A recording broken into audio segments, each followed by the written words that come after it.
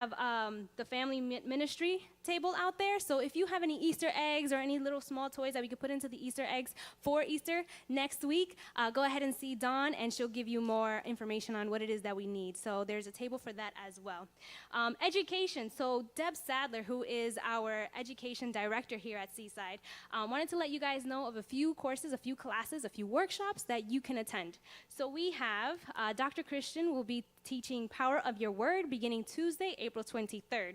This is a fun class where you learn to use your words to create your reality through experiential activities that are real and powerful. If you have already taken Power of Your Word, join Rev.Christina beginning this April 17th for the Essential Ernest, the founder of our movement. Take a deep dive into the philosophy and way of life. Ernest Holmes created for us to enhance our lives and that of others. This class is required to enter into practitioner studies. Also, Dr. Ida Green, who is in here as well. Hello, Dr. Ida. Her class is Use Your Intuition for Self-Growth, which begins Monday, April 15th, tomorrow night. Dr. Ida has a solid following at Seaside and is a powerful teacher and about how intuition can assist us in our personal growth.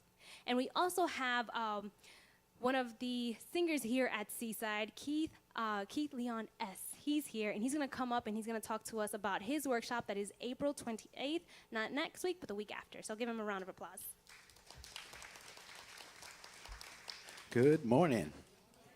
Have you ever come here on Sunday and you got so full of the Spirit and so charged up and so feeling great inside, and then you went outside and got in a political conversation with someone, or they cut you off on the freeway, or your family members pushed your buttons? Yes? All right. In this workshop, How to Live a Peace-Filled Life in a Toxic World, I'm going to give you tips and tools and teach you how to take that feeling with you and to carry it with you throughout the week so that you still have that peace when you come back next Sunday. It's the next Sunday. So on April 28th, that's 2 weeks from today, mark your calendars, from 1 to 3, we'll be doing this workshop, How to Live a Peace-Filled Life in a Toxic World. And just for attending, as my gift, I'll give you a copy of my international best-selling book, Who Do You Think You Are? Discover the Purpose of Your Life.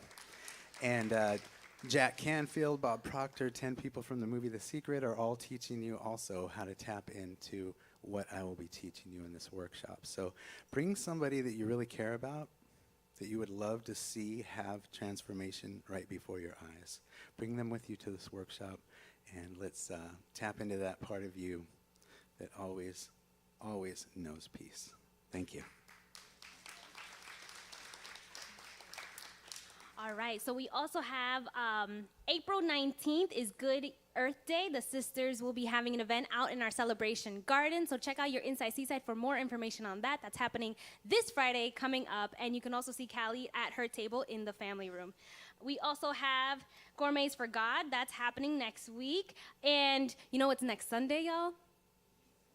It's Easter! It is Easter here at Seaside. And it's so exciting because at 6 a.m. we get to come together and we get to watch the moon bow to the sun as we are all out in the garden. And there's going to be amazing music. We have so much here prepared for you all for Easter Sunday. That is for the 6 a.m. At 9 and 11 a.m. we're going to have an Easter egg hunt. And, of course, wonderful music, a powerful message. And that's for next Sunday. With all that being said, we may now stand and greet our neighbors.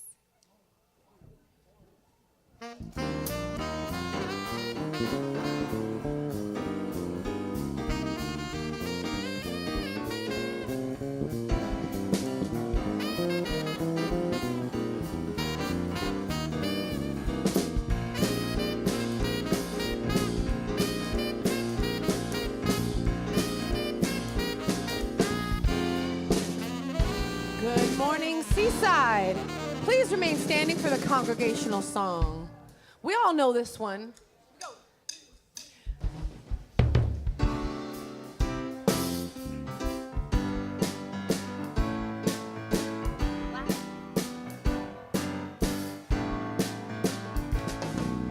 Use me, oh God, I stand for you. And here I'll abide as you show me all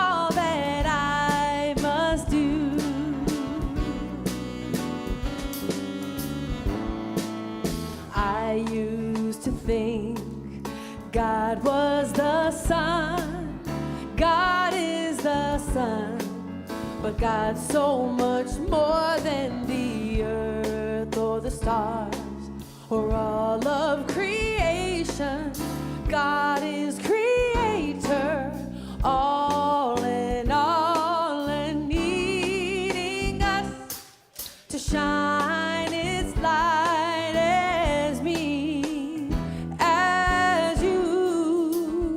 So use me, oh God, I stand for you. And here I'll abide as you show me all that I must do. Yes, Eastside. Command my hands, what must I do? Command my life, it's here for you. God is the love that heals all creation.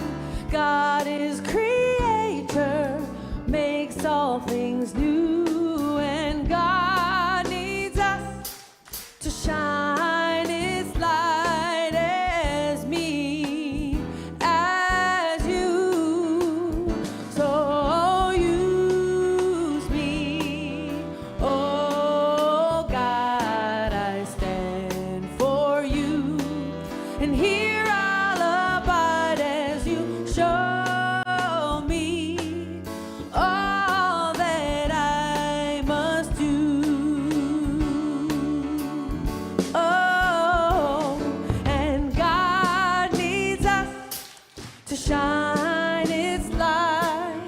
God needs us to shine its light. And God needs us to shine its light as me, as you. So use me, oh God, I stand for you. And here I'll abide as you show me all that I must do. Show me all that I must do. Show me all that I must do. All right. Yes, Eastside. Beautiful, Rebecca. Hey, you're back. I'm My back. I'm so happy to goodness. be home. How was Australia? It was wonderful. Oh, yeah? Hanging out down under. Yeah, could you understand the language? I could. Well, no, actually, there were a couple things we were like, what? Yeah. But I hung out with a couple Australians, and they were very awesome. I went to a footy game. A what? A footy game. What's that? It's not rugby, but it's like it. Oh, of course. It's the American Football League, AFL, that's called footy. Oh, wow. Oh, Yeah, it was that makes awesome. sense. That's good. Hey, we missed you. My goodness. I'm glad I you're missed you back. guys, too. Thank And trust you get on this time zone. Yeah, welcome Thank you. home. Woo. Thank you. And good morning, Seaside. Wow, what a joy it is to be with all of you on this wonderful day.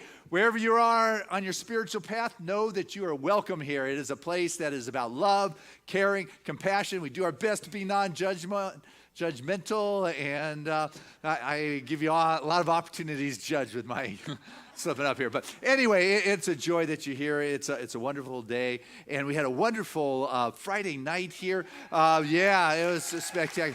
I tell you what, anybody who helped out with that Ricky Byers event, you want to stand so we can love you up and say thank you for. We had 40 volunteers that night. It was terrific. In every conceivable kind of way. You know what, Marv? We got a little 2-minute clip from that night. A little shaky, but. There was a time in my life. Yeah, go Ricky. When I had to do it all for myself. I didn't know the grace of God was sufficient. And I didn't know the love of God wasn't hate. But no one can say it's my God.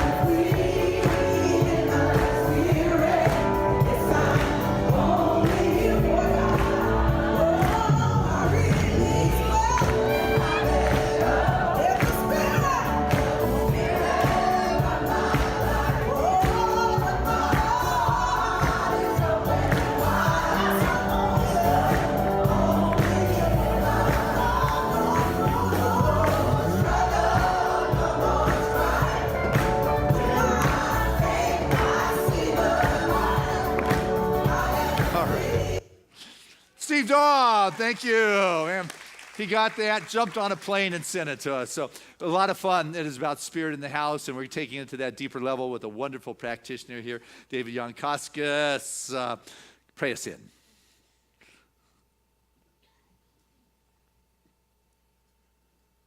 Please join me in the silence.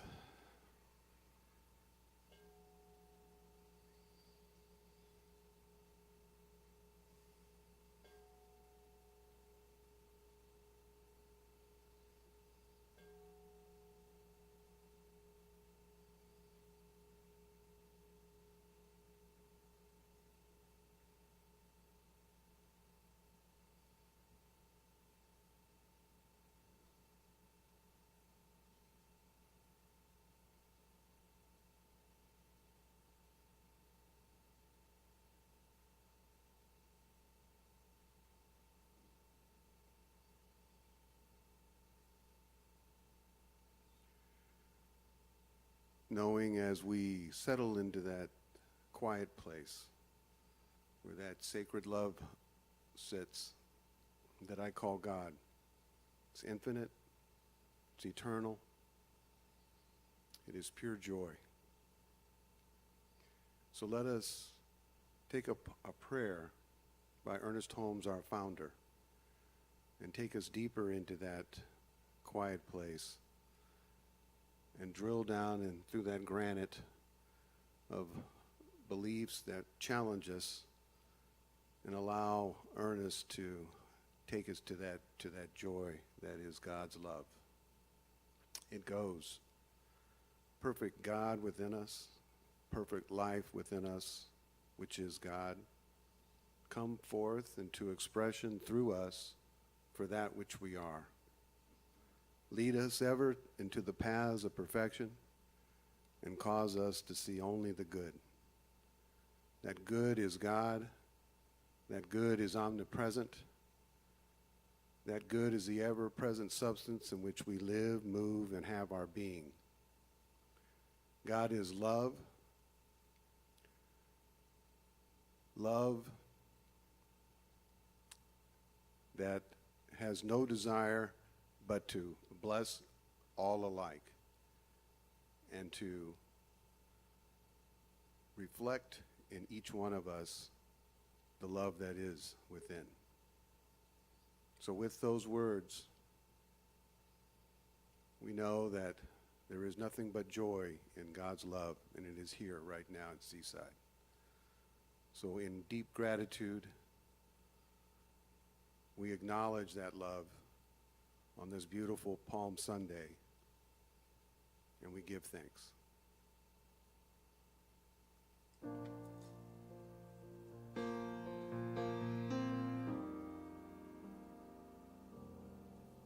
Breathe in, let the power of love fulfill you. Breathe out, let the troubles of life be gone. Release all the worries you have for tomorrow. Look within, let's begin as one. Breathe in, let the power of love fulfill you. Breathe out, let the troubles of life be gone. Release all the worries you have for tomorrow. Look within, let's begin as one.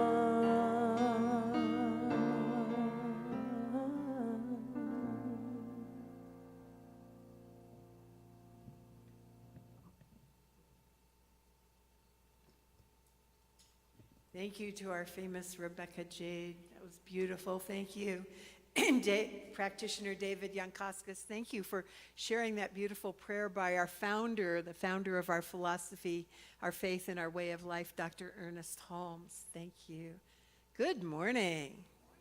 I'm Reverend Christina Tillis, and it's my honor to especially welcome you. If you're new to Seaside today, we honor the path that you're on. We honor the light that you are sharing with us.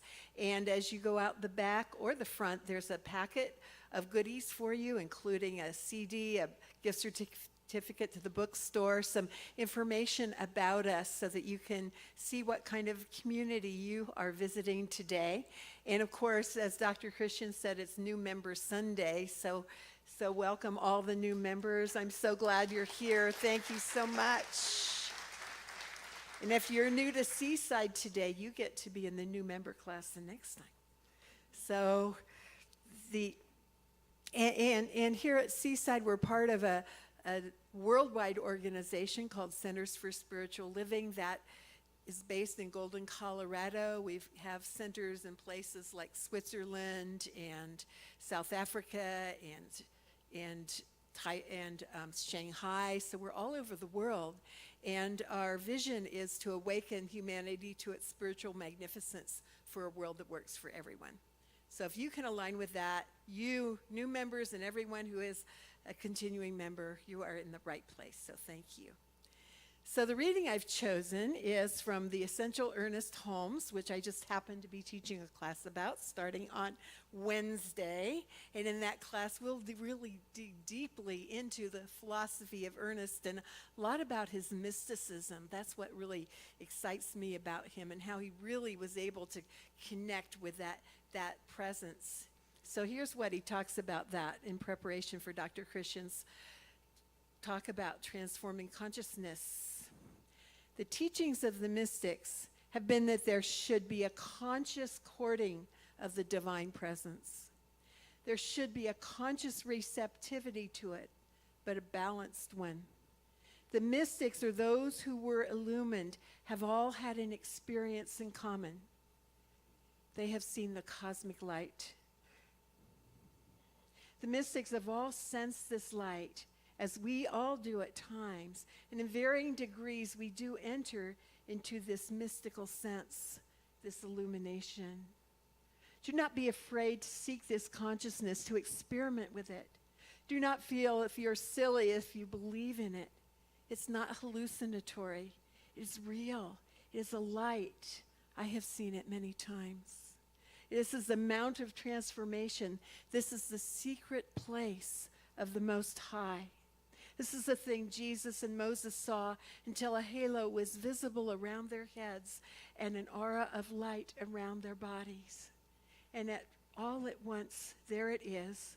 You don't know where it came from, and you cannot say how it came, but there it is. And there's this light that is so ineffable that it apparently flows through and in all things with a softness that dims the light of the sun. And you are part of that. So let's go into that place of the ineffable, that place of that cosmic oneness, that transformation, that continuing light and love through it, and as all of its creation that I call God, and it doesn't matter what it's called, but it's that power and that presence of light and love and oneness of wisdom through and as all of its creation, from the tiniest atom to the farthest galaxy. And that is who I am, and each one here is, each one coming in through the internet is. Perfect expressions of that one in human form, right here and right now in this sacred place and time. So I'm knowing that for this sacred time together, that consciousness of transformation flows through and as each one, taking each one to a higher place of wholeness during this holy, holy week of wholeness. And that it spreads not only from this place, but out into this world and out into this universe as transformation, bringing this whole planet up to its next level of consciousness. And for this transformation of consciousness, I am so, so grateful as I release this word to the law. knowing that it's now done in perfect conscious transformation. And so it is. Amen. That beautiful word. Get us started. Good morning, Seaside. All right. Ooh, yay. Got a good energy here this morning. It is my honor to introduce our guest artist, and today we have a relatively new artist. She was with us once for the first time last year, and she's with us again today, and I'm so grateful that she's here. She's a wonderful singer, and she has her own band, performs around town.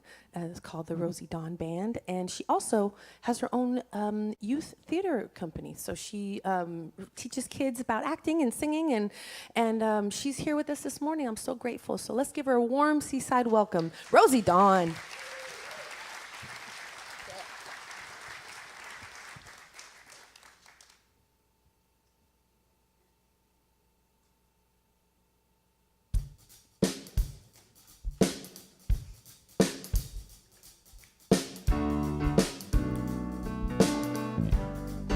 Great to be back. Such a blessing and honor.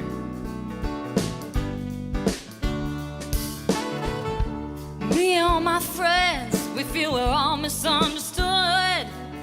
They say we stand for nothing, and there's no way we ever could. Now we see everything that's going wrong with the world and all they lead it. We just feel like we don't have the means to rise above and beat it. So we keep waiting, waiting on the world to change. We keep waiting, waiting on the world to change.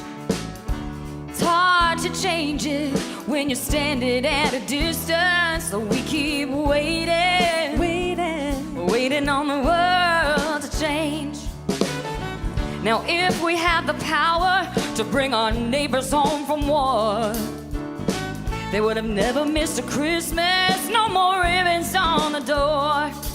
And when you trust your television, all you get is what you got. And when the only information, oh, they can bend it all they want. So we keep waiting, waiting on the world to change. Waiting, waiting on the world to change. It's hard to make a change when you're standing at a distance, but we keep waiting, waiting on the world to change. Yeah.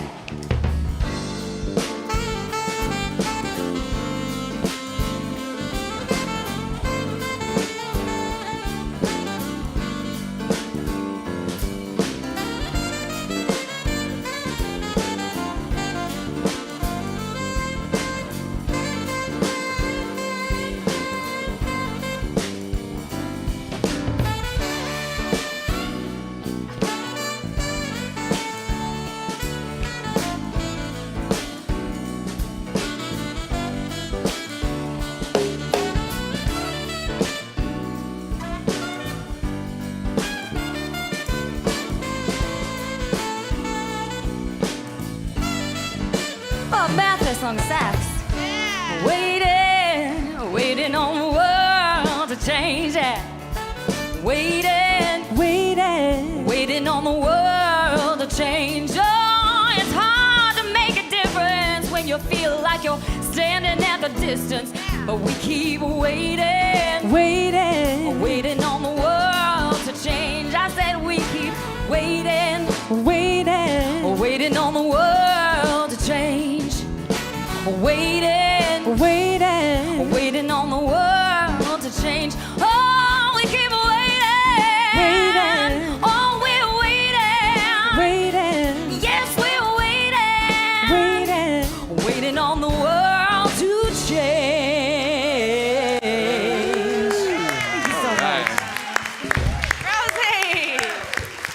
That is Rosie Dawn. Woo! Picking a perfect song for this morning, waiting on the world to change, right? That's good. Perfect song for this morning's message, Consciousness Transformed. Actually, I stole the title from one of Goldsmith's books, Consciousness Transformed. It's a big 560-page book. It's actually pretty good. Anyway, that's where it came from, but it supports the keys to healing that I've been sharing with you through this Lent season, where we're embracing our greater good rather than trying to give something up and put our energy where we don't want it. I gave you 7 keys for creating healing in your life, and here they are. First one, the key is sing as God sees. Then the next week was about forgiveness. The third key is about surrender. The fourth week was wholeness. And today, it's a little more action-oriented as opposed to consciousness transformed. The key is renewing of the mind. That's what we want to do, is be able to renew our mind, which was a lot about last week's message. Be transformed by the renewing of your mind. But the actual key is, if you want to experience consciousness transform, you've got to begin to embrace your greater good. You've got to renew your mind and embrace the greater good, and the consciousness begins to reveal itself in your outer world, because you begin to see, as Ernest was talking about, at least in his book, about the mystical aspect of consciousness, is you're seeing the presence of God that is already there. Even though it may not be appearing in that moment, the mystic is able to see that, and had a wonderful experience of that this week. As Callie and I took our kid, Trevor, on spring break, and we didn't go to Florida or Cancun. We decided Grand Canyon was wild enough for us. And growing up in California, I had grandparents when I was a little kid about this size who lived in Las Vegas. So I'd made a lot of trips to Las Vegas in my day as a little kid, and they were never pleasant. You know, it was going through a hot desert. You'd leave early in the morning because cars overheated back then because the air conditioner may or may not work. And, you know, the desert was dry, and the plants that were out there were dead, and it just was not a nice experience, at least as a little kid. But as I got older, I started going through the Mojave Desert to go skiing in Mammoth. I did a lot of that through the winter. Once again, the desert is dry, it's dusty, and everything out there is dead. I won't even talk about Palm Springs because that is more of the same. But what was amazing this week is that we drove out into the desert, and I have never seen a green carpet that went as far as the eyes could see. All those dead sagebrush bushes that had no life in them were springing forth with leaves and life. All the way up the mountains, this green rolled across the valleys as if Spirit had rolled out the green carpet for us, and then threw in a few flowers. We've heard about the super blooms. But you had the wild lavenders on the side of the road, and the California poppies, and the orange and yellow daisies, and and it was truly spectacular. The actual desert was transformed. It was amazing how transformation can take place. Now, granted, we did get a lot of rain this year. You know, and the rain, you know, I'm sure brings some nutrients from the ground into the roots of those bushes or trees or plants or whatever was dead that was now alive. But what I believe is that it wasn't just the rain. There was something that was alive that was in those dead trees or bushes or shrubs or whatever's out there. Heaven knows, but there is life. And you can't see this life, but there is this life that is there. It was there before the rain. It is there after the rain. And it has always been there in that plant. And I just maybe haven't seen it. And what I got to realize as I was thinking about consciousness transformed, and the mystical consciousness is one who is able to behold the life that is in a situation that looks dead. That's what the mystic does. It doesn't pray to the plant and say, grow. It looks at that and sees what Spirit sees. There is a life that has always been. And it doesn't matter if I had a bad thought that morning. You know, Spirit's life was still in that plant. It doesn't matter if I did a horrible act the week before. You know, when anything I did is not going to change the life that was there. You know, in the Bible, I think it's Proverbs it's actually chapter 13, verse 8. It says, God has always been the same yesterday, today, and forevermore. So it doesn't matter what I do. What matters is that I am able to see a life that is right there. And so as we enter into this this Palm Sunday, if you would, you know, we are entering into a time in which in the Christianity culture there's a lot of excitement. You know, today is Palm Sunday, the day in which Jesus makes his triumphant entry into Jerusalem. And it is the beginning of the Holy Week that culminates with his teachings and life story on Easter. But I want to point out that this is a time of the year that all the great religions have been celebrating from antiquity, from the beginning of time. There has been a time of the season that people celebrate a new life, the greening, that life that has always been there, that has been hidden underneath the surface, and it's bursting forth once again. And there's a transformation that is taking place, but it's not because all of a sudden my prayers are working. It's all of a sudden that life is expressing itself that has always been there. And so the story goes in the Christianity and the Bible, is where we get our story. It's really written, for the Middle Eastern culture. And actually, other than Paul, all the stories in there were kind of, oral tradition passed down, and finally one day somebody wrote them down. They were not actually experienced and written down in the moment. It's an occult book, if you would, that has, fable and facts and symbolism. But what is valuable here is the story, not whether it was factual or not, because we don't know. I mean, you don't know if you were there. It's kind of the same story that's been passed on through different religions. But what is valuable and what we believe in religious science or in the New Thought philosophy is that the Bible is filled with all these stories that when you recognize that they're relevant to you, and that it becomes your personal story that is relevant for every individual, it becomes valuable to you today. The stories in the Middle Eastern philosophies that are storytelling, they say, this may have happened, and maybe it didn't. But it doesn't matter because the symbol is what is real. The story is what carries the value. And so here Jesus comes triumphant into Jerusalem on this particular Passover season. And the story goes, they laid out the palm fronds. He had just recently that week raised Lazarus from the dead. So he had some good PR going for him in that moment.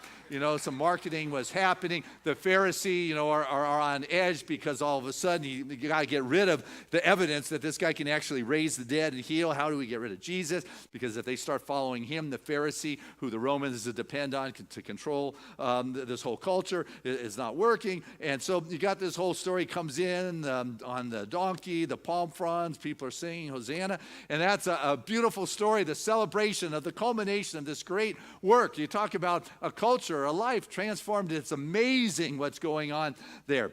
And then you've got the other side of the story that I share from George Lamza, and he was living over in Assyria at the turn of the 20th century, before World War I, speaking Jesus' language of Aramaic, seeped in the cultures. He translated the Bible not from Greek, not from Roman, not from the King James, but direct from the Peshitas or the manuscripts that are there. And so he brings in the idioms and the understanding. He said, Jesus' entry into Jerusalem isn't as triumphant as people were led to believe. He says that the Passover season, you had all the people from the country coming on in to enjoy the free Passover meal. And every year they had the newest motivational speaker or the spiritual guru coming in. And Jesus was just the one of that season. And he was hardly even noticed. And his disciples were upset, but kind of happy since the Pharisee weren't noticing him. And Jesus was pretty ticked off. He went into the temple, threw out the money changers. It kind of, was not happening for him. And so here are two interpretations of the same story. Which one is fact? Which one is true? But what is valuable is the significance of the story in our life. You can take a triumphant approach or you can take a mediocre approach from the same story. And so what is valuable about this occult book, the Bible, is how you personalize it upon yourself. And so here comes this guy into town. The story is the teaching's going off. But what's important to realize is you've got to let go of your attachment of how you think it's going to be. These plants look dead. There is no life left in those plants. But you know what? If you can begin to have that mystical kind of seeing of beholding, you begin to let go of your attachment to your position. This is how the story went down. Or this is what it means that's going on in my life.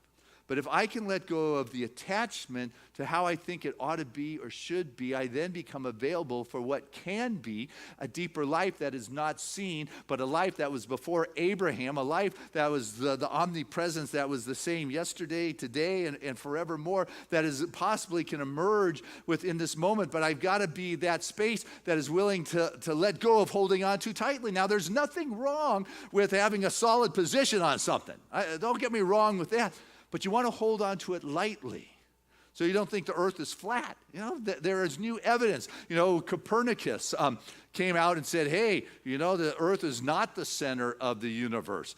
And, that just shook those that knew that was the truth. They actually burned Juno. What was his name? Giordano Juno. He was the science's martyr for stating to the world. The Inquisition took him, burned him, tried him, and then burned him, and said, that's not true. But what happens is life is emerging and growing, and you cannot stop the evolution that has got to take place when life is moving below the surface. Even if you can't see it with your rational mind, there is something that is there. Wonderful person who many of us are familiar with, spoke at Seaside, spoke for me first in 1984 in Ventura, Barbara Marks Hubbard. She made her transition this week, and bless her heart. Truly, she was one who was a futurist, an evolutionist, one who was on the cutting edge of what is possible. She had people looking beyond being stuck. She was talking about what we need is a new story. The old Christian story isn't going to unite this planet. You cannot go out and kill people and say you got to believe like the way I do. There's got to be something greater, and a new story is seeking to emerge. And she was the first I read anyway, who talked about John Glenn when he popped out of the womb of the atmosphere of the earth, and we got that iconic picture of the blue marble hanging out in space. She was the first that I heard say that, that is going to be our new spiritual icon that will unite this planet. It's not the cross, it's not the star, it's not the sickle. It is going to be this planet that brings forth the new story that we're all brothers and sisters, and that we can ride triumphant on this new story into town and let go of what has been and what we have been defending. Another thing that Barbara Marks Hubbard used to talk about is crisis. And she said, never waste a good crisis. If something's stirring, get into it and figure out what is seeking to birth itself here, because there's nothing clean about birth. It's a messy situation. And as we enter this Holy Week and we think things are going a certain way, if I can let go of what has been and open up to what can be, I surrender and move with that flow, I begin to trust where this life stream is going to take me.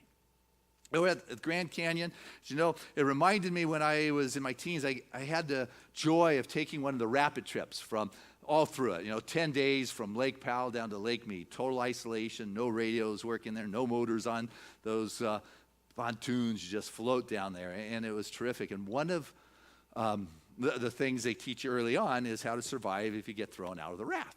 They actually let you swim some rapids so you get comfortable. And they say you go with the current, right? I mean, surfer dude, we know that. Riptide, you go with it, right, Brian? It's like, they take you out, you swim around. And so she tells the story, kind of Middle Eastern style. She says this story, maybe it happened, maybe it didn't. But it's the story that makes the difference. And we may have heard about a couple of guys got up early one morning and were walking from their village to another village along the river. It was early, so there was still a lot of dew on the ground, and they were lost in their conversation heading to that other village. And they got to a steep slope, didn't see it, and they fell, or one fell and grabbed the other. Sounds probably what happened. And they both went into the water in these raging rapids, and the one guy who first started to fall just started freaking out, started swimming with all his power against the current, trying to get to the shore, swim upstream. He tried until he exhausted himself. He went down and under, and they never saw him again. Where the other one just kind of picked up his feet and allowed the current to take him downstream, used his hand occasionally to steer himself around a rock or a log. And finally, the rapids subsided. They dumped him right on the riverbank, and he got out, shook himself off. and found out to his surprise he was right next to the village he was going to anyway, you know. And so when we are willing to trust, but it's hard to trust if you're not feeling good about yourself. You notice that? You know, you got some things going on in your head that aren't quite so good. You know, it kind of gets projected out into life. And some of our biggest challenges is that we just don't really maybe like ourselves as fully as we can be. And that doesn't work really well, you know, telling God, oh, God, I'm not worthy. I'm not, you know, what do you think of me? Look what I did. Look what I've done. And putting yourself down is not I think the kindest way to evolve in your life. You know, it doesn't really support one in their spiritual evolution if you keep putting yourself down. Because you know what? If you don't like yourself, you can't get away from yourself. You notice that? I mean, you know, your boss, you can close the door, keep them out. At home, if you don't want to hang out with the kids because they're going wild, you kind of lock them out of your room. Your neighbor's kind of cranky. You can just dodge them, don't see them. Your crazy Aunt Alice, you just stay away from her. You know, you can stay away from those that you don't like, but you can't do that with yourself. You go to bed with yourself, and next, you know what? You wake up with yourself, and you take a shower with yourself. You go to work with yourself. You vacation with yourself. And so, you know, not liking yourself makes life pretty miserable. At least this is what I'm thinking. There's no wonderful entry into life when you're not liking yourself. You've got to begin to open up and let go of those pieces that look like they're dead, and you begin to believe that, oh, this is the truth. Ernest Holmes, founder of religious science, who we heard talking about mysticism, you got to consciously court the presence. He says, and a beautiful prayer, David, of his, thank you. He said that you've got to make that great, when you make the great surrender to spirit, you don't lose anything worthwhile. You get rid of that which denies the power and the presence of the Spirit of God in your life. You got that? So you don't lose anything worthwhile. What you do is you deny that which keeps the power and the presence out of your life. You begin to be available. You begin to open up. You begin to be receptive, but you've got to apply it. You've got to use it. I mean, we know this, but there's a big difference between knowing something and taking the action. You know, one of these days you've got to saddle up on that. They didn't use horses in those days, donkeys, because they represented being more surefoot. So Jesus entered in on a sure-footed donkey, colt.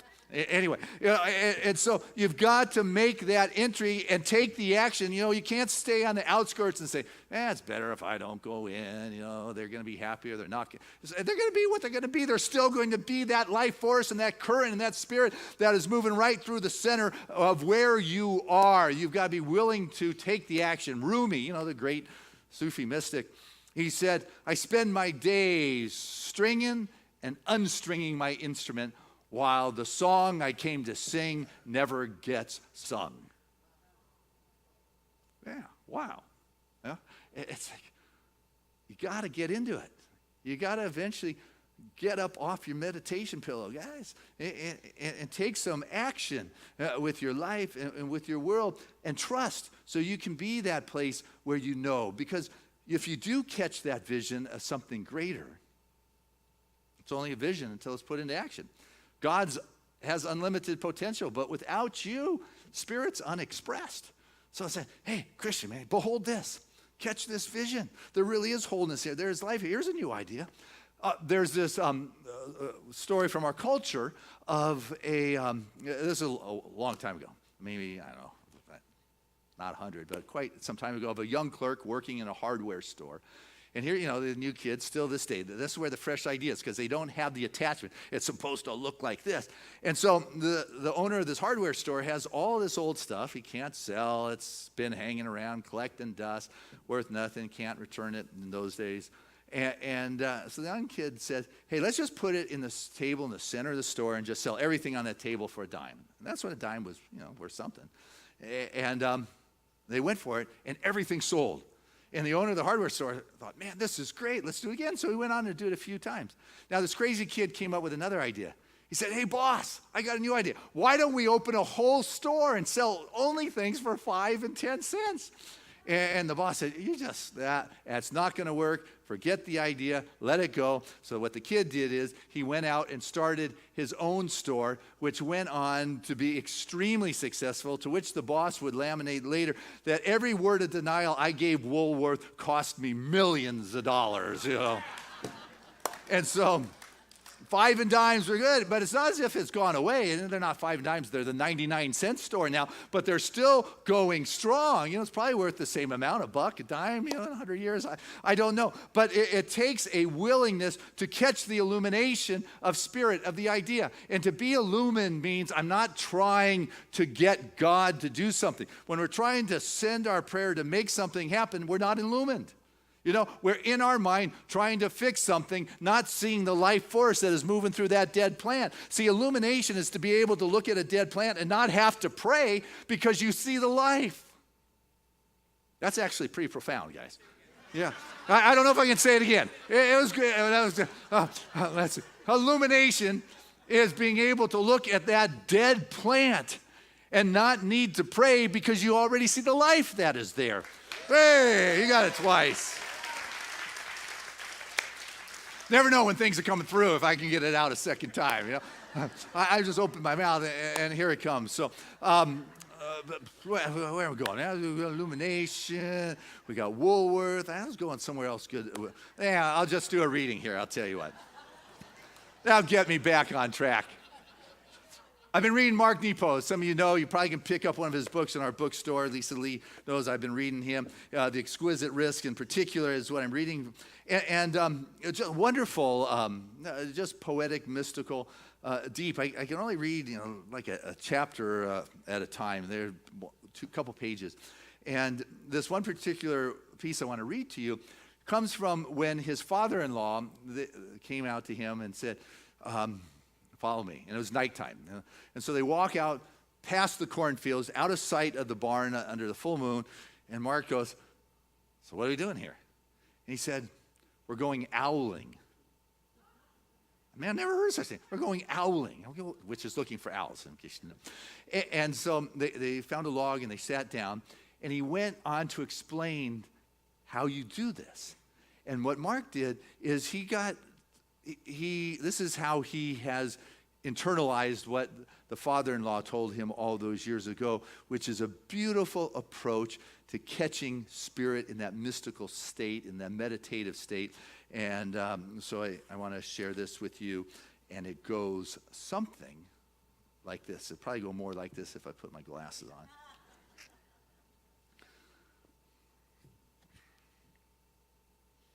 It said, you must venture out by yourself. You must trudge slowly, careful not to disturb the thing that beckons you. You must remain quiet and listen till your ears and your eyes are one. And then you must wait till there seems to be no life but the air you thought was wind. You must wait till the breath coming through you seems to be no longer yours. You must hold still inside. You must still your mind, for stillness outlasts loneliness, and great things that fly in the night will not stop for the lonely. You must venture out till it seems alone, in silence, careful not to fall prey to your want for company or audience. You must venture beyond your hope.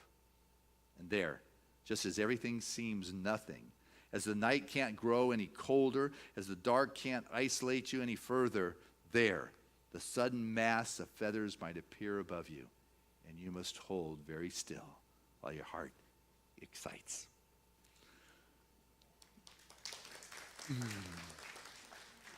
Whether it's a mass of feathers or whether it's the revelation of God, that is a wonderful approach to going there, but we must learn to keep our eyes open because we can't see if our eyes are closed. And when I'm talking about the eyes, I'm not talking about these physical eyes. I'm talking about that the aspect of the totality of our being that sees beyond words, that is touched by the occult books, that is moved by the esoteric expressions of life, which is beyond that which is just the physical realm. You know, we kind of couch our position more and more that we don't get in touch with that which is beyond the physical, the metaphysical, if you would, beyond the physical. You know, it's as if I hear in the Western cultures, what we would say is the wind sounds like it's the voice of God, right? The wind sounds like it's the voice of God, where our Native Americans would say the wind is the voice of God. You see how we buffer ourselves from experiencing the connection? It's like it is. No, it is. You know, the Western cultures would talk about the rivers or the water being, you know, the blood it's like the blood of the earth, where the First Nation people would be talking about it is the blood of the earth. We buffer ourselves so we don't have the direct revelation and the expression and the Spirit of God, that we're not experiencing that life force. You know, I had a dream the other night of my mom and my dad coming to visit me and to bring me some support and peace, and it was as if they were like right there. But you notice how I just buffered that? It's like as if. Why couldn't I just say my mom and dad came and visited me the other night? Would you think I'm weird? You know, what is it that why do I need to say it's like, it's as if? What's the purpose? There was a lady from Tennessee shared the story about how she was in her kitchen cooking, and she heard like the muffled sound of her son, who was out in the backyard, fall to the ground, hurt and in pain. And she went running to look, and she realized that couldn't be the truth, because he's off, you know, serving our country in the war. But she was moved to go to her knees and pray for her son. Only later, when he came home, did he share that at that exact time and that moment in his day that he was called into battle, he was caught in crossfire, he fell to the ground and yelled out to his mom for help and support.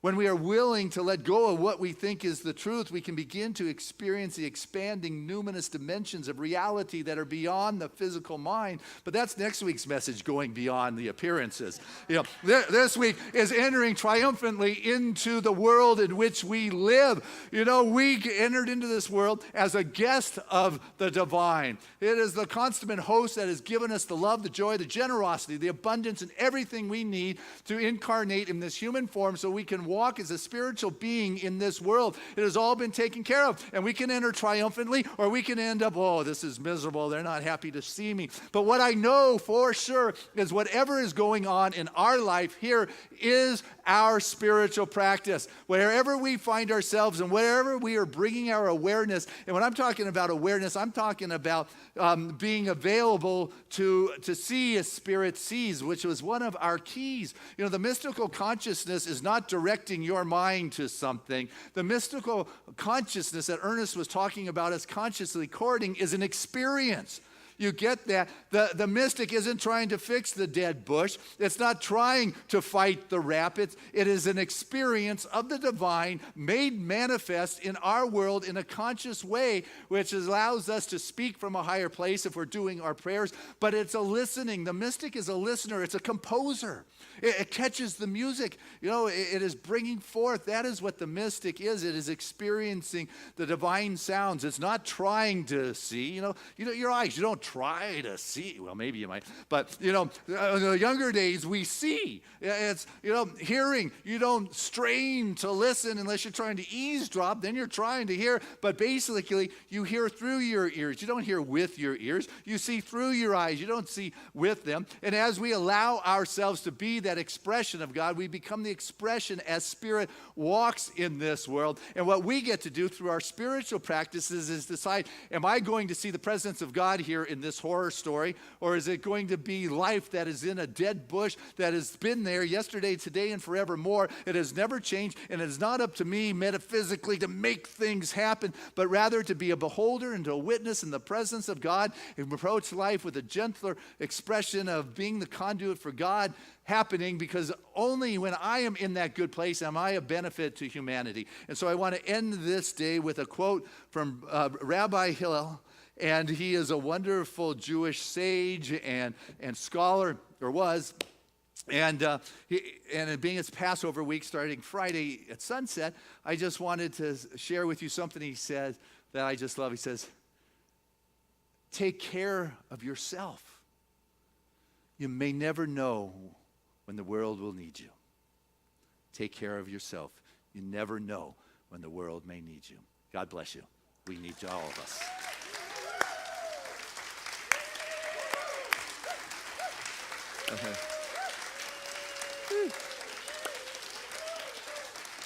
Hey, let's keep it going as we bring Rosie Dawn back to our stage.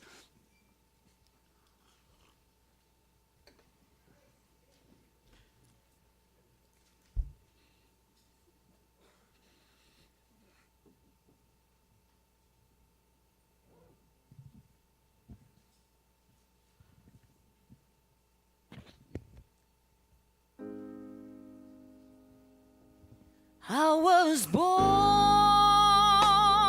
by the river in a little tent, and just like that river I keep running ever since. It's been a long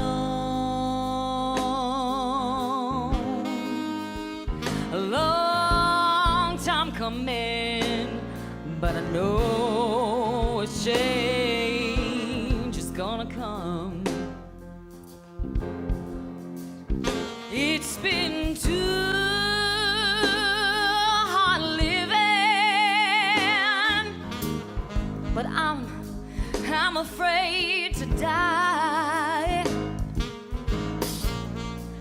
'cause I don't know what's up there beyond the sky. It's been a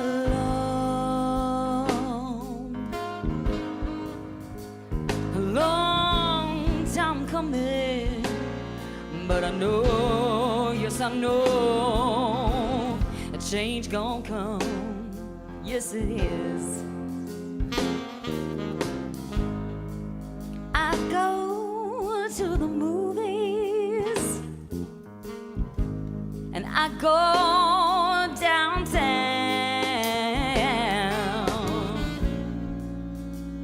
but they just tell me yes they do. Don't you come around. I know it's been a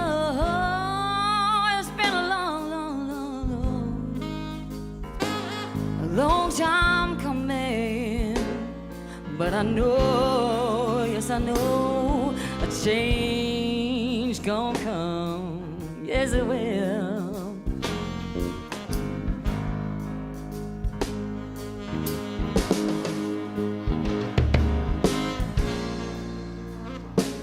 Then I go to my brother and I say, brother, help me, please. But he just winds up knocking me back down on my knees. Oh, there have been times I didn't think I was gonna make it. No, I didn't think I could. But now I think I'm able, yes I'm able to carry on, 'cause it's been a long, yes it has, a long time coming, but I know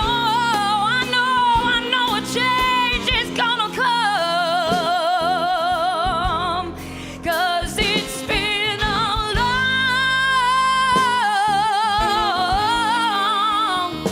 long time coming, but I know, yes I know that a change is gonna come. I do,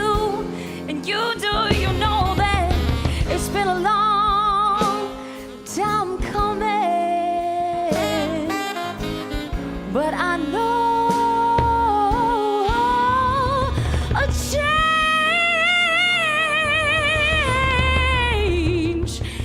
is gonna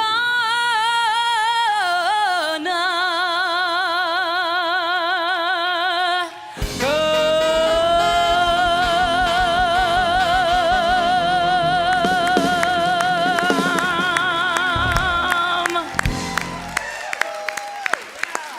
That is Rosie Dunn. Woo! Rosie Dunn, knowing change is coming. Woo! Consciousness transformed. My goodness. Bracing the greater good. It's all the way it works. So, hey, this is the time of our service where we have the opportunity to experience the joy of sharing our gifts and our offering. It is just how blessed we are to be that conduit through which that infinite passes into form. This is the time of our service where we take the offering, and it is the time in which you get to say, thank you, God, for being in my life. And as I continue to remember to put Spirit first, what happens is Spirit shows up first in all aspects of my life. I begin to have that awareness of the life that is in the situations where there is questions, because Spirit is omnipresent. So listen to your heart and joyously allow that to move through you and step into that wonderful flow that continues to expand your good. And so with that, I'd like to invite our ushers to come forward as we do take our gift from our heart and our soul. And I want to say thank you to those who mail in your contributions when you can't be here. It is greatly appreciated, as well as those who practice that auto tithe, that regular systematic support from your world. To have that consistency, it not only blesses Seaside, but it blesses us in our life to continuously put Spirit first always. And so knowing that Spirit comes first in our thought whenever anything is going on, it will exceed any sense of security you can get from the world. Your sense of good is based on Spirit, no matter what's going on. So with that, I share this prayer of gratitude with the most generous of spiritual communities, knowing that this truly is a blessed moment where the fullness of the divine expresses as our very life, expanding in ever greater kinds of ways that are relevant and real for our very experience.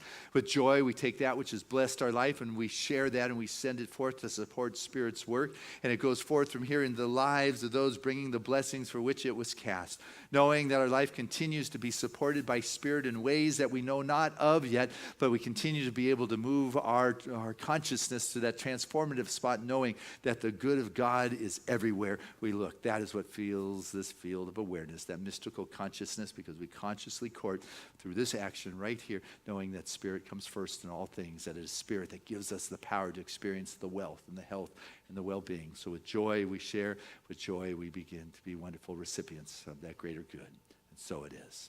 Amen. Together, let us say this affirmation of abundance, which is, Spirit continues to bless my world. Gratefully I live as the giving expression of Spirit, opening the floodgates of the affluent flow of greater good as my life now.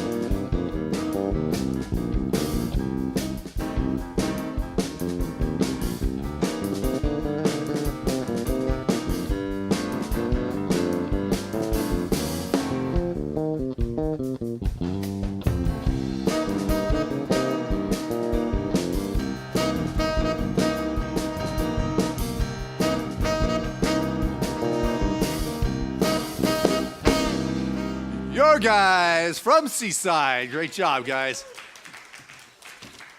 And I stand before this bounty and I can feel the love and the caring and the compassion that's pouring forth through each and every one of us.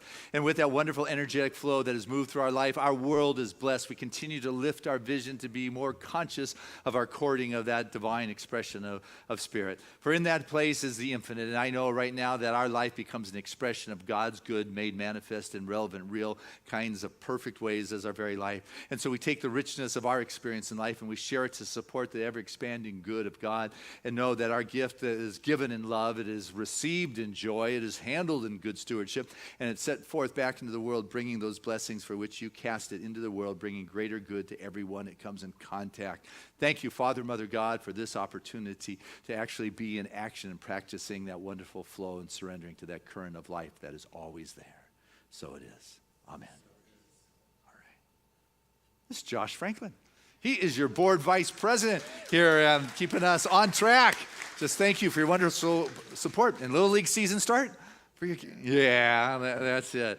All right, well, Padres are hanging in there this year. Prayer does work. Anyway, Rosie Dawn, thank you so much. Yeah, you just got down and gritty with us. I love that. Rebecca, welcome home. Thank you, thank you. Woo! You're going to be able to get up. We got a 6 o'clock sunrise service next Sunday. You're going to be there. You want me to leave the door open here when I leave? Yeah, you got a gig on Saturday? Don't tell me. Okay.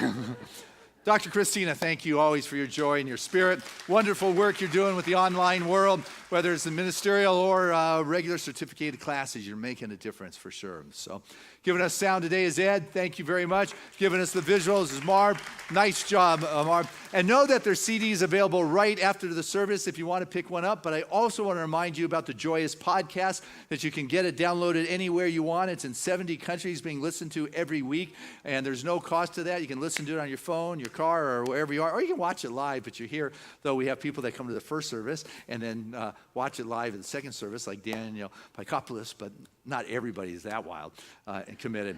Anyway, big week. Oh, my goodness. Classes are beginning this week. You heard about Dr. Christina's class and learning about the mystical consciousness of the founder of religious science. That's Ernest Holmes. You've got Ida Green. Her class is starting. We've got, so check out the classes that are at the education table. Talk to Deb Sadler. You want to sign up for one. We've got Keith. You heard about his class that's coming up. Maybe Brian, you can stand up next week and share about your class. I could keep going. We got humor is Brian's. We got relationships, which is Linda's. There's just many good. I'm teaching class. Even I got the one that's up there. If you want to learn to be able to get that power in your spoken word and prayer and become a masterful manifester, that's the class you want to be on Tuesday nights. But that's not till after Easter. So, but let's see. This week, Friday is a big Holy Week. So Friday is this wonderful service. Is a combination of Earth Day and Good Friday. They call it Good Earth Service. And bless Callie, she's in collaboration with the community. She's got some friends from the Sola Yoga to partner with the Seaside Sisters to put on ritual, fire ritual, and water ceremonies and music. It's full moon, all sorts of goddessy kind of things that everyone is invited to. So, and then Saturday morning, keeping it going, you can hang out with Ray and the men's group and have breakfast. That's taking place. So you want to take a look at the catalog and see where it is you want to get involved. And then, of course, Sunday, what service is coming? You coming to the 6? There's going to be 3 of us there. Okay. But you're going to have the choir there. You're going to have Rebecca there. You're going to have the band there. Keith's going to be there. That's right, directing the choir. And Bob, you got your horn section coming this year? Yes, we do. All right. How many horns you got coming for Easter? 3. There'll be 3 altogether. 3? Anybody else? Guitar, percussions. It's going to be the full sound. The 9 and 11, bring your children to egg hunt. The place will be packed. We'll have the back wall open again. So plan to come and have a joyous experience. Some people, do the heavy darkness around the Easter thing, but I don't know how it ever got there because it's always about spring and life. So anyway, we've got our kids. And then we're going to have our new members stand up here. So if you're a new member, after I talk to our children, I want you to come up on stage. Hey, guys. Hey. How's it going? Great. Anybody want to talk to me? All right. Today we made bookmarks out of any kind of colored paper we want, and we got the hole puncher and put a hole in it and put a string through it, and you could give it to someone Nice. that's your friend, and you could use it for your book. Oh, man, that is great. Oh, here, then there. How's that? Today we talked about sharing, and we got like a piece of paper with flowers on the end so we could color them. Oh, and nice. stuff. Hey, maybe And next also week you guys can make like Easter baskets so you can put all your goodies in them and color those. That would be fun. Because she always brings a lot of eggs. There's a lot more. Hey, how about you? I was going to say what she was going to say. Oh, you were. Okay. Anybody else want to talk? Yeah. Well, today I made a kite. Wow. That is fun.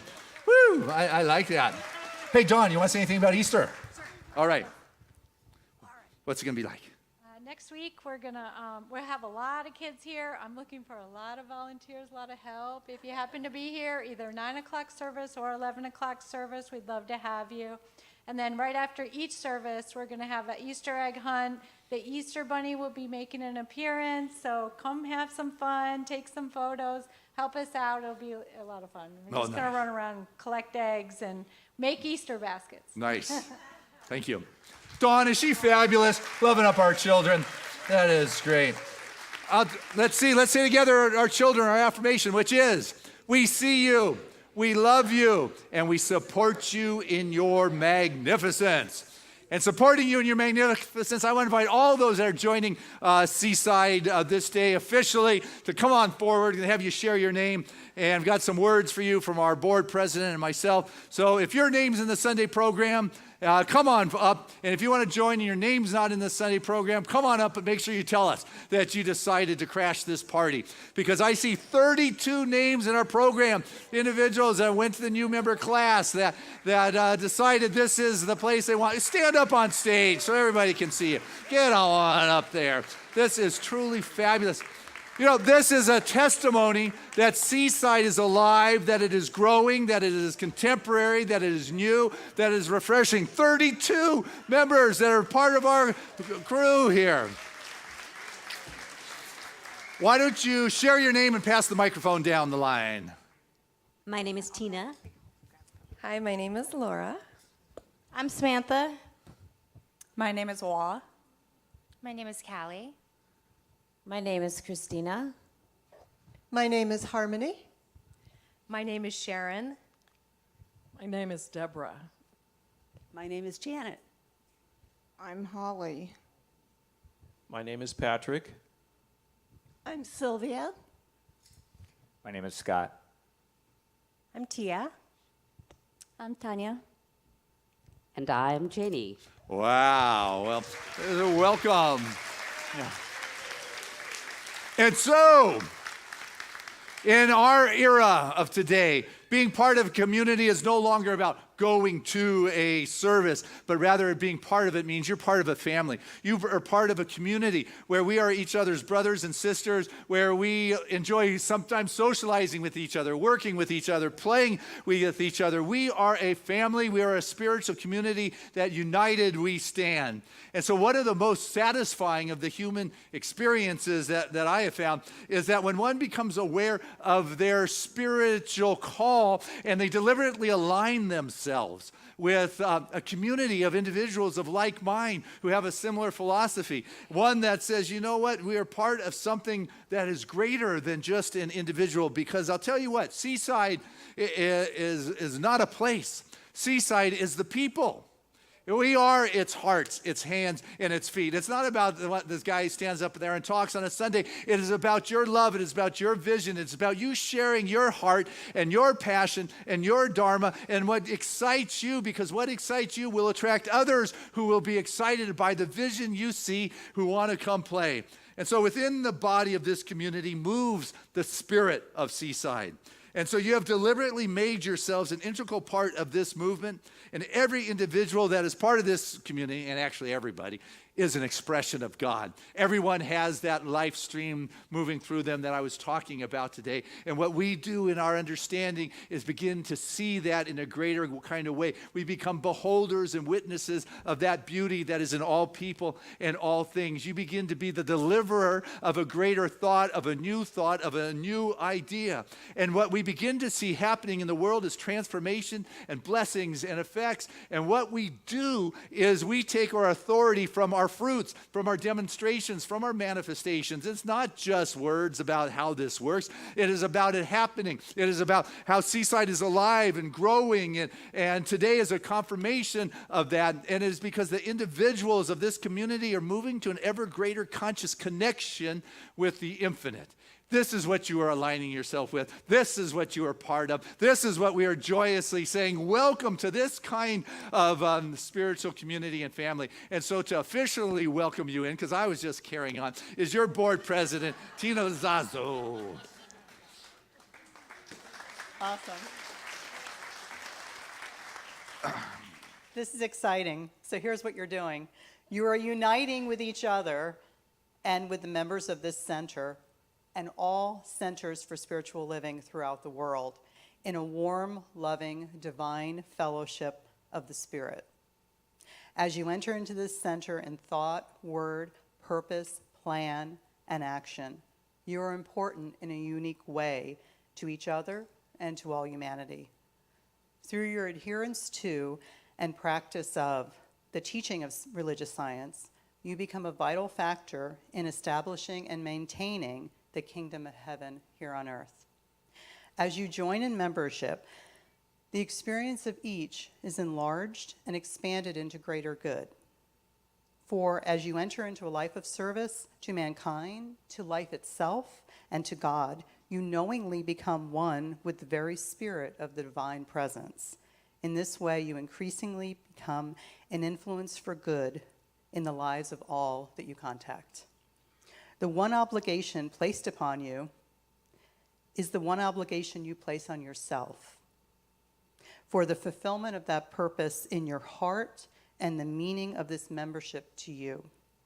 On behalf of our Board of Trustees and the other members of this center, I lovingly receive each and every one of you into membership in the Seaside Center for Spiritual Living. Welcome.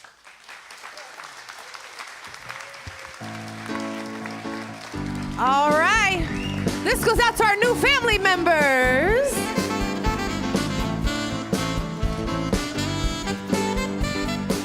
Come on, Rosie, help me out. Here we go. We are family. I got all my sisters with me. And my brothers too. We are family. Get up, everybody, and sing. So we are family. I got all my sisters with me and my brothers too. So we are family. Get up, everybody, and sing. Everyone can see we're together as we walk on by, and we fly just like birds of a feather. I won't tell no lie. All of the people around us say, can they be that close? Just let me state for the record, we're giving love in a family dose. Yeah, we are family. We are family. I got all my sisters with me. I got my sisters with me. We are family. Brothers too, get up everybody and sing. Come on now, we are family. We are family. I got all my sisters. I got my sisters with me. We are family. And my brothers too. Get up everybody and sing. Stay there on the chorus. Sing it, y'all. Say we are family. Oh yeah. I got all my sisters and my brothers too. Yeah. We are family. We are family. Everybody, come on, say we are family. We are family.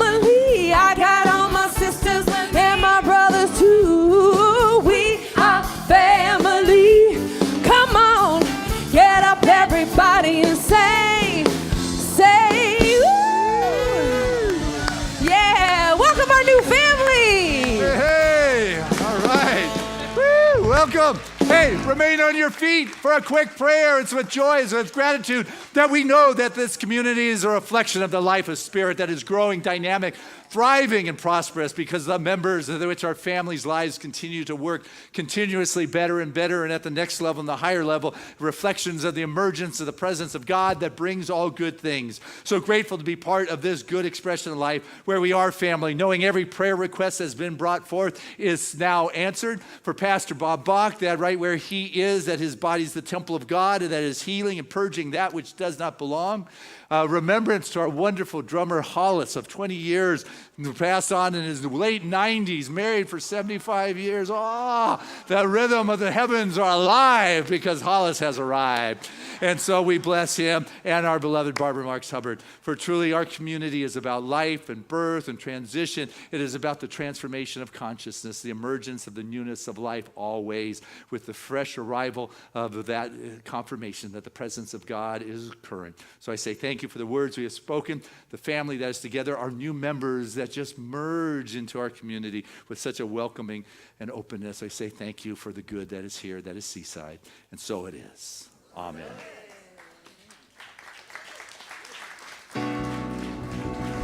There was a time in my life I thought I had to do it all for myself. I didn't know the grace of God was sufficient. I didn't know the love of God was at hand. But now I can say, if you are discouraged, struggling just to make it through another day, you've got to let it go. And this is what you have to say. Come on, Seaside. I release and I let go. I let the Spirit run my life. And my heart is open wide. Yes, I'm only here for God. Said no more struggle, no more strife. With my faith I see the light. Yeah, I am free in the Spirit. Yes, I'm only here for God. Said I release and I let go. I let the Spirit run my life. And my heart is open wide. Yes, I'm only here for God. So no more struggle, no more strife. With my faith I see the light. I am free in the Spirit. Yes, I'm only here for God. Come on, Seaside, sing it from your heart.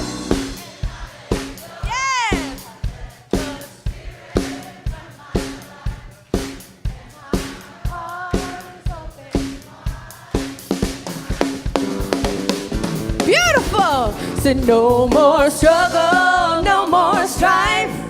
With my faith I see the light. I am free in the Spirit. Yes, I'm only here for God. Yay.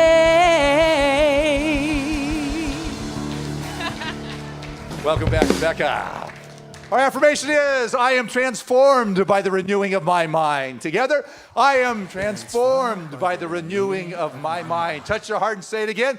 I am transformed by the renewing of my mind. One last time like you mean it. I am transformed by the renewing of my mind. And our song of grace.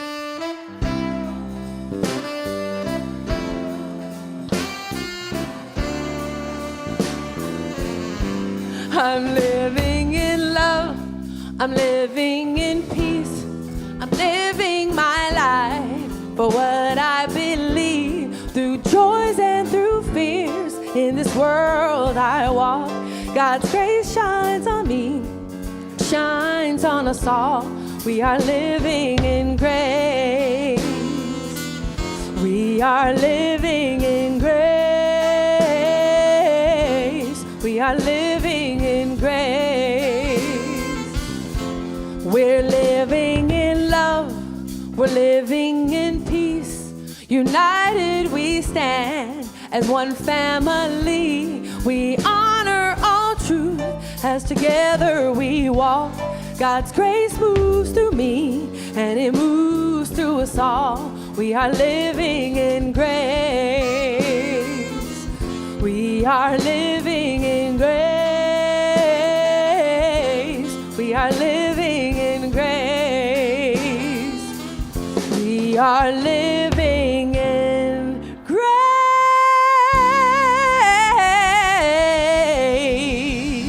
Have a wonderful week, Seaside. Yes.